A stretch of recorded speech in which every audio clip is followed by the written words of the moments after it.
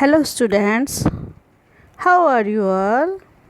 This video is in continuation of the first video of this lesson that I sent you earlier. I hope you all understood the lesson well with the help of the video. King Shantanu got married. Satyavati became queen and resided in the palace. Satyavati had two sons, Chitrangad and Vichitravirya, but both died childless. The throne became dry. Satyavati urged Bhishma to sit on the throne.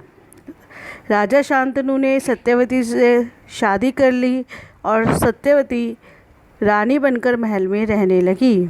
Satyavati के दो पुत्र हुए, चित्रांगद और विचित्रवीर्य, लेकिन उन दोनों के कोई भी संतान नहीं हुई और वे दोनों मर गए।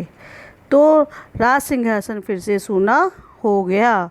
सत्यवती ने भीष्म से कहा कि आप इस राज सिंहासन पर बैठ जाइए। Bhishma recited his words determination.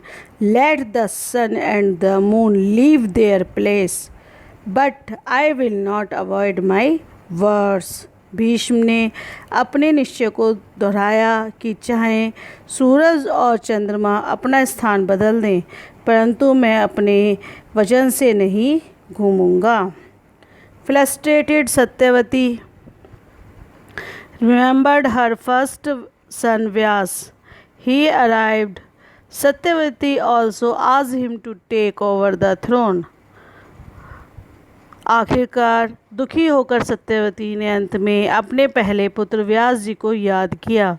वे माता सत्यवती के पास आए तो सत्यवती ने उनसे राज सिंहासन पर बैठने के लिए कहा। सो व्यास जी said, Mother, I have been away from the world since childhood. Don't tie me into this mess now.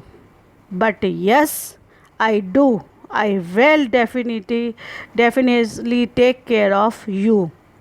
व्यास जी ने कहा, माता सत्यवती, आप जानती हैं मैं संसार को छोड़ चुका हूँ, दोबारा से मुझे इस बंधन में मत बांधिए।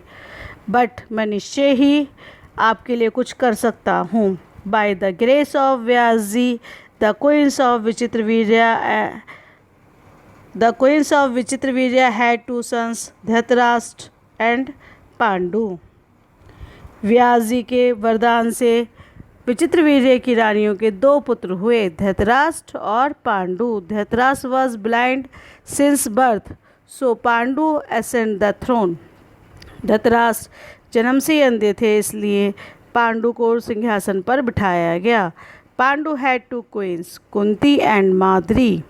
Kunti had three sons, Yudhishthir, Arjun and Bhim, Nakul and Sahadev of Madri.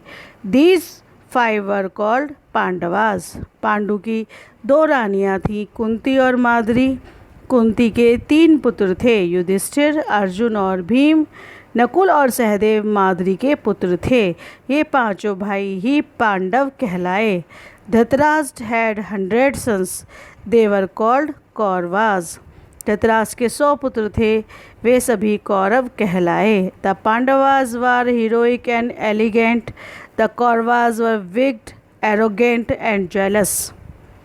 Pandav शांत शिष्ट थे, जबकि कौरव बहुत ही दुष्ट, घमंडी और ईर्ष्यालु थे। At the time of Pandu's death, Yudhishthira etc. were young, so